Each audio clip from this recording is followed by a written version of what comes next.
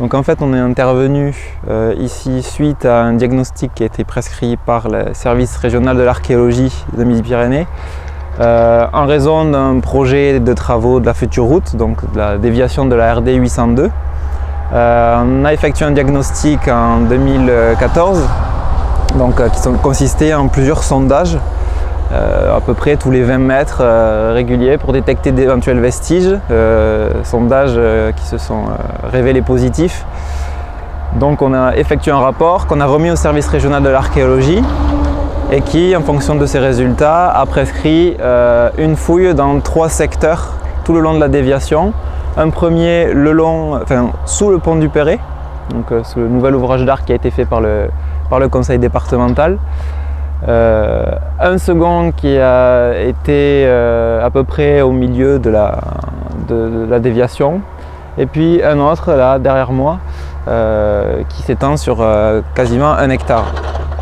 Alors, donc depuis le mois de juin, le premier secteur, on a fait beaucoup de découvertes. Donc je vais partir du nord au sud, c'est comme ça qu'on a fouillé en fait. Sous le pont du Perret, donc on est sur la commune de Lissac-et-Mouret, on a mis au jour une voie romaine, donc constituée de différents empierrements, de blocs de grès essentiellement, bordés par des petits murets ou des gros blocs qui délimitaient la voie. En bordure de cette voie, on avait des fossés drainants liés à une source plus haute, donc pour éviter très probablement que l'eau se déverse sur la chaussée. Cette petite déviation qui avait été effectuée, et on a également mis au jour une petite sépulture à incinération en limite de fouille, en bordure de voie, donc c'est assez classique en milieu rural à l'époque romaine. Au niveau des datations, on est probablement entre le 1er et le 4e siècle après Jésus-Christ. Alors tout ça, ça reste encore à vérifier, à préciser par les études de céramique et de verre notamment. Sur le deuxième secteur qui était assez bouleversé, on a mis au jour beaucoup de foyers, donc, qui signifie la présence d'un habitat et d'une occupation assez importante, très proche. Sachant que nous en fait on s'est délimité à fouiller l'emprise de la future route, mais que le site s'étend au-delà, donc on n'a qu'une vision partielle finalement de l'occupation. Et donc le troisième secteur qui fait quasiment 1 hectare, on a mis au jour, toujours du nord au sud, un bâtiment antique tardif, donc entre le 3e et peut-être 4e, début du 5e siècle même, qui consistait en un chemin empierré qui s'ouvrait sur un espace empierré plus grand qu'on interprète comme une cour, bordé de bâtiments donc, constitués de murs en pierre liés à de l'argile, qui supportait probablement des élévations en matériaux périssables, donc en argile, on peut imaginer ça vu le type de terrain. Les bâtiments qu'on a pu mettre au jour, c'était certainement des greniers, des enclos également avec des palissades.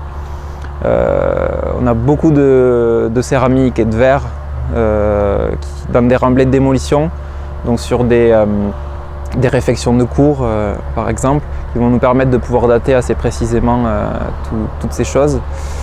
On a également sur ce secteur une occupation un peu plus ancienne, certainement de la fin de l'époque proto-historique, dans le 1er siècle avant Jésus-Christ certainement, qui consiste en un niveau d'occupation avec beaucoup d'amphores italiques, donc des importations. Et là aussi une petite incinération peut-être du début du 1er siècle après Jésus-Christ cette fois, sur le début de l'occupation romaine. Alors donc là en fait on est à côté d'un mur de pierre qu'on voit là, et donc là je suis en train de fouiller un trou de poteau, donc avec un calage, bon là que j'ai fini d'enlever. Donc là on est sur le creusement, donc ils ont creusé. Ils ont calé en fait le poteau, et donc le poteau était à peu près là. Et donc le secteur qu'on est en train de terminer de fouiller en ce moment était à première vue très bouleversé par des glissements de terrain, mais a malgré tout révélé 3 bâtiments assez bien conservés, Le premier qui succède à une occupation proto-historique, donc pareil, 2e ou 1er siècle avant Jésus-Christ. On a plusieurs trous de poteaux et des morceaux de bâtiments qu'on n'a pas entiers parce que malheureusement le bâtiment passe sous le chemin actuel. Et en raison des glissements de terrain et pour des questions de sécurité, on n'a pas pu fouiller partout comme on aurait voulu. Mais on a quand même suffisamment d'éléments pour dater, pour interpréter, pour avoir une stratigraphie complète de ce secteur. Donc on a un deuxième bâtiment, donc ce premier bâtiment certainement augustéen, donc sur la transition de notre ère, donc entre moins 20 et plus 20 après Jésus-Christ, encore assez large, on précisera ça tout ça en post-fouille. Le deuxième, courant 1er siècle, deuxième bâtiment, on a une succession de 2 salles en fait, une qui fait 4 mètres carrés, l'autre 6 mètres carrés, donc 2 salles de forme carrée, qui étaient peut-être des remises, peut-être des petits enclos pour les bêtes. On va faire des prélèvements sur les niveaux de sol pour essayer de voir s'il n'y avait pas des parasites ou des choses comme ça, pour essayer de définir s'il y avait une occupation animale, voir quels étaient les animaux, etc. Et troisième occupation, là où il y a la pelle mécanique, en ce moment on a un endroit entre plusieurs failles en fait, donc ça a glissé. On pensait au début qu'il y avait plein de murs un peu dans tous les sens. Finalement c'est assez structuré, on a des murs assez imposants avec beaucoup de contreforts qui viennent consolider ces murs. Ils ont certainement eu à cette époque là aussi des problèmes de glissement de terrain, donc ils ont dû consolider tout ça. Et là on a aussi beaucoup de céramique, peut-être du Haut-Empire, donc 1er, 2e siècle après Jésus-Christ. Et juste au-dessous, là on a découvert un probable four. Alors four de quoi on ne sait pas encore, c'est à voir. Mais ça va nous occuper sur les derniers jours de fouilles. Et moi je suis là en train de décalquer le plan qui a déjà été fait de la structure du bâtiment et sur lequel je vais rajouter ce qui a été mis à jour. Voilà. Alors en fait on a différentes structures, différentes pièces dans ces bâtiments, dans cette zone. On a des trous de poteaux qui sont ici, avec différents éléments de calage à l'intérieur. Là on peut voir une pièce bien délimitée avec un angle, un chaînage. Là également, ces deux murs là sont parmentés. Ici on a un espace vide, un seuil avec un niveau de sol de ce côté là. Et là on va rajouter le caniveau qui passe à l'intérieur. Voilà.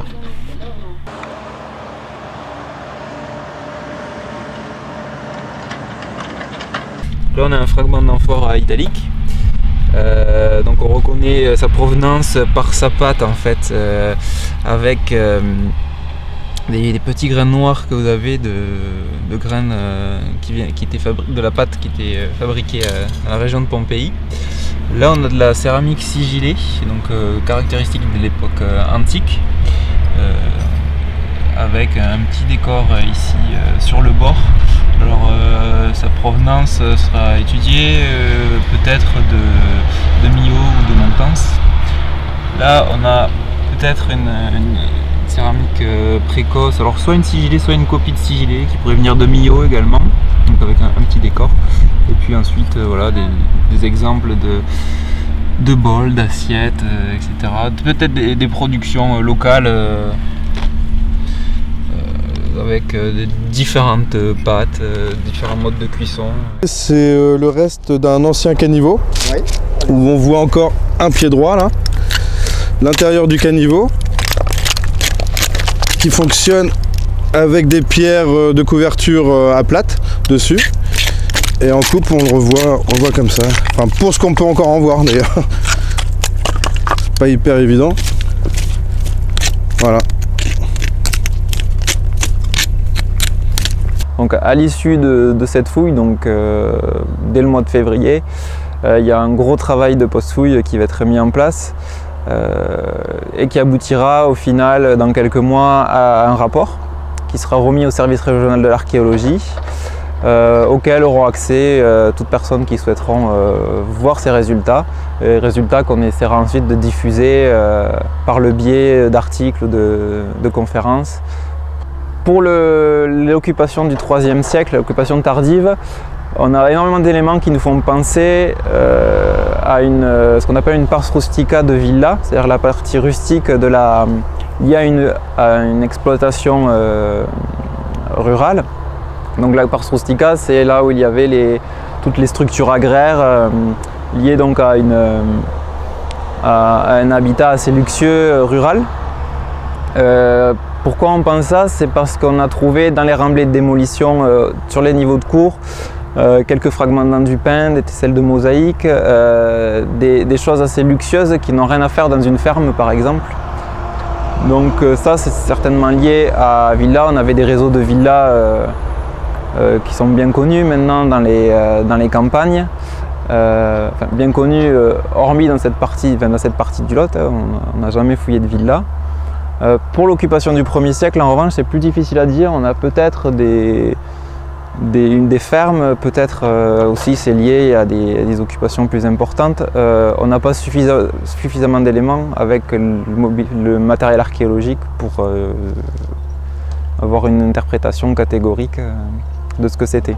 Donc je suis céramologue pour la cellule départementale d'archéologie préventive du Lot depuis presque un an. Donc céramologue, c'est une spécialité de l'archéologie. Donc j'étudie les céramiques anciennes, surtout des périodes antiques et médiévales, et puis également des périodes un peu annexes qui ne sont pas ma spécialité de la spécialité, mais les céramiques proto-historiques et les céramiques d'époque moderne. Voilà, donc là je suis sur le site de Cambouli depuis 2 semaines, donc en détachement pour renfort. Et donc je suis en ce moment en train de faire une coupe stratigraphique sur le bâtiment numéro 3, plus exactement à l'intérieur d'une des 2 pièces qu'on a mis en évidence. Voilà, donc mes collègues avaient mis en évidence cette première partie du bâtiment, qui est une pièce interne, avec, vous voyez, un premier mur perpendiculaire à un deuxième qui repart plus au nord. Et donc on a dégagé avec mes collègues la suite de ce bâtiment avec une deuxième pièce, et je suis à l'intérieur de cette pièce. Vous voyez qu'on peut accéder par cette pièce, par ce seuil qu'on a mis en évidence ici. Donc l'intérêt de cette coupe stratigraphique, c'est d'identifier des couches archéologiques d'occupation qui vont permettre de restituer les différentes phases d'activité domestique ou artisanale. Pour l'instant on ne le sait pas, on le verra en post-fouille, par l'analyse des couches archéologiques et du matériel qu'on a à l'intérieur de ces couches archéologiques.